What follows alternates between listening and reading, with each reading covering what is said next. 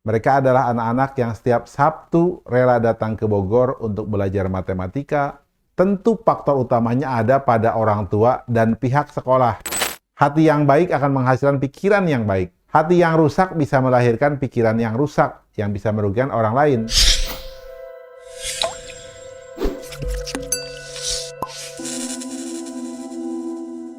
Bismillahirrahmanirrahim. Menjelang Hari Sumpah Pemuda di tanggal 28 Oktober, saya jadi teringat kehadiran beberapa orang lulusan SMA yang bersilaturahmi ke kantor saya, sekaligus mohon doa restu untuk melanjutkan kuliah di beberapa perguruan tinggi, baik di dalam negeri maupun di luar negeri. Mereka adalah anak-anak muda yang sejak SD atau SMP belajar di lembaga pendidikan yang saya pimpin yang bernama Klinik Pendidikan MIPA atau KPM. Mereka adalah anak-anak yang setiap Sabtu rela datang ke Bogor untuk belajar matematika, ikut olahraga pencaksilat, dibina adab dan akhlaknya, serta rajin melakukan ibadah. Saya tidak terpikir kalau mereka saat ini bisa menjadi sosok-sosok yang bisa membanggakan dan sekaligus insya Allah bisa diandalkan untuk menghadapi masa depan bangsa. Karena di antara mereka banyak yang menjadi juara Olimpiade Matematika dan Sains baik nasional maupun internasional. Saya berdoa anak-anak muda yang pernah kami bina di KPM bisa menjadi sosok-sosok yang mandiri dan mampu mempertahankan keberlangsungan bangsa, bahkan bisa membawa bangsa ini menjadi terhormat di mata dunia. Berkaca pada pengalaman KPM membina anak-anak Indonesia, khususnya di bidang matematika dan IPA, KPM selalu menekankan bahwa belajar di KPM bukan untuk menjadi juara Olimpiade Matematika dan IPA. Walaupun banyak anak-anak yang belajar di KPM menjadi juara Olimpiade Matematika dan IPA. Tujuan KPM membina anak-anak ini adalah agar mereka menjadi orang yang bermanfaat di masa depan dan tentunya sekarang pun harus menjadi orang yang bermanfaat. Oleh karena itu, agar menjadi manusia bermanfaat, maka anak-anak tersebut harus diasah akalnya, atau saya nyebutnya otak di kepala, dengan pelajaran matematika dan IPA. Juga harus diasah hati atau otak di dadanya, dengan diajari adab dan akhlak, serta diajak untuk rajin beribadah sesuai dengan agama dan kepercayaannya masing-masing. Khusus yang beragama Islam, dianjurkan untuk melakukan 7 sunnah. Selain itu, ketika sebelum pandemi, KPM menganjurkan anak-anak yang belajar di KPM, khususnya di kelas khusus, untuk mengikuti pencaksilat yang diadakan KPM. Impiannya adalah agar ketika mereka kuliah ke luar negeri, ini mimpinya mereka kuliah ke luar negeri, bisa membela diri dan bisa mengenalkan pencaksilat ke mancanegara.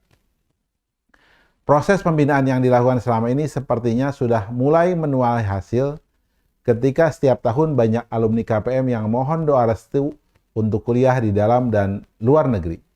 Juga ada yang mohon doa restu untuk bekerja di luar negeri. Tentunya pekerjaan yang insya Allah membanggakan. Bagi saya, keberhasilan anak-anak muda ini tentu faktor utamanya ada pada orang tua dan pihak sekolah. Sedangkan posisi lembaga pendidikan seperti KPM adalah untuk melengkapi dan mengasah apa yang sudah didapat di sekolah agar lebih tajam dan lebih memberi manfaat. Hal yang membuat saya bersyukur, saat ini banyak orang tua menitipkan anaknya ke KPM karena untuk bisa lebih rajin ibadah dan agar mempunyai adab dan akhlak yang baik. Pergeseran berpikir pada orang tua ini membuat saya menjadi lebih leluasa untuk menerapkan program-program agar otak di dada anak-anak ini menjadi cerdas. Cerita saya di atas adalah penghantar untuk para pembaca atau para pendengar agar bisa memahami konsep yang coba saya terapkan untuk menyiapkan generasi muda dalam menghadapi masa depan. Sependek pemahaman saya, bahwa manusia dibekali Allah dengan panca indera, akal atau otak di kepala, dan kolbu atau hati atau otak di dada. Seharusnya panca indera, akal dan kalbu atau hati harus dilatih atau diasah agar ketiganya sama-sama sehat atau cerdas. Panca indera diasah dengan berolahraga dan menjaga pola makan yang sehat. Akal diasah dengan cara belajar dan mengamalkan ilmu yang dimiliki. Maksudnya dengan belajar dan mengamalkan ilmu yang dimiliki. Sedangkan kalbu atau hati diasah dengan adab dan akhlak yang baik, serta rajin beribadah. Jika dilihat pelaksanaan pendidikan di Indonesia, kebanyakan atau yang utama diasah itu cenderung akal dan panca indera. Sementara kalbu atau hati kurang diperhatikan. Buktinya adalah seseorang dijadikan ranking 1 di kelas di sebuah sekolah, pertimbangan utamanya karena nilai akademiknya yang bagus dan fisiknya atau nilai olahraganya yang bagus. Jarang atau mungkin tidak ada seorang jadi ranking 1 di kelas dengan pertimbangan utamanya karena adab dan akhlaknya bagus serta rajin ibadah. Dampak yang terjadi dari kebijakan ini adalah anak-anak lebih suka les matematik, IPA, bahasa Inggris, atau les renang atau les olahraga lainnya agar bisa menjadi ranking di kelasnya.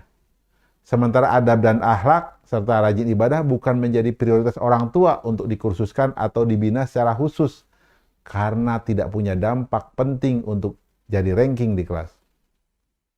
Banyak yang lupa untuk mengasah hati karena banyak yang beranggapan hati tidak begitu penting.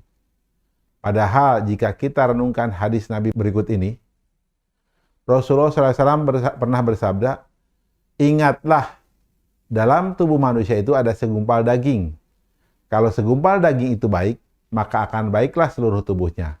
Tetapi bila rusak, niscaya akan rusak pula seluruh tubuhnya.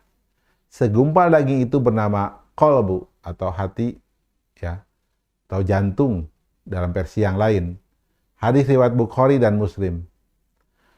Qalbu berdasarkan hadis di atas berpengaruh terhadap kebaikan atau kerusakan jasad. Pada faktanya yang terjadi demikian. Hati yang baik akan membuat pikiran menjadi tenang, pikiran tenang akan membuat fisik menjadi sehat. Fakta medis, banyak penyakit fisik yang terjadi karena pengaruh pikiran yang tidak tenang, contohnya stres yang bisa menyebabkan penyakit fisik.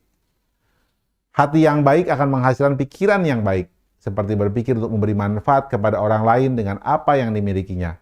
Sehingga hati yang baik, salah satu manfaatnya bisa melahirkan orang-orang dermawan. Hati yang rusak bisa melahirkan pikiran yang rusak, yang bisa merugikan orang lain, seperti berpikir untuk melakukan korupsi, mencuri, dan perbuatan tidak baik lainnya. Jika melihat pembahasan ini, tentunya kita sepakat kalau qalbu atau hati punya peran sangat penting dalam kehidupan. Oleh karena itu, mengasah qalbu atau hati tidak boleh dilupakan, bahkan seharusnya diutamakan. Setuju ya? Nah, jika dipahami lebih mendalam, hati yang baik bisa menghasilkan orang-orang yang beriman dan bertakwa. Manfaat jika suatu negeri penduduknya beriman dan bertakwa ada pada Quran surat Al-A'raf ayat 96, yang artinya, dan sekiranya penduduk negeri beriman dan bertakwa, pasti kami akan melimpahkan kepada mereka berkah dari langit dan bumi. Tetapi ternyata mereka mendustakan ayat-ayat kami. Maka kami siksa mereka sesuai dengan apa yang telah mereka kerjakan. Berdasarkan ayat di atas, maka perlunya kita semua menyiapkan anak-anak muda Indonesia untuk menjadi orang-orang yang beriman dan bertakwa agar Indonesia menjadi negeri yang penuh berkah. Supaya membentuk anak-anak muda yang beriman dan bertakwa, maka pendidikan saat ini tidak boleh melupakan atau bahkan harus lebih mengutamakan mengasah hati. Bentuknya, nih sangat penting nih, bentuknya dengan menjadikan adab dan akhlak serta rajin beribadah sebagai pertimbangan utama, nih usul ya, pertimbangan utama dalam memilih siswa berprestasi baik di kelas maupun di sekolah. Semoga usul ini diterima dan bisa diterapkan. Pengutamaan mengasah hati ini bertujuan untuk memperkuat kegiatan mengasah akal dan mengasah panca indera yang sudah ada di kurikulum pendidikan saat ini. Anak-anak muda yang hatinya sehat yang akan membawa negeri ini menjadi penuh berkah. Saya menyebutnya anak-anak muda tersebut sebagai pemuda suprarasional.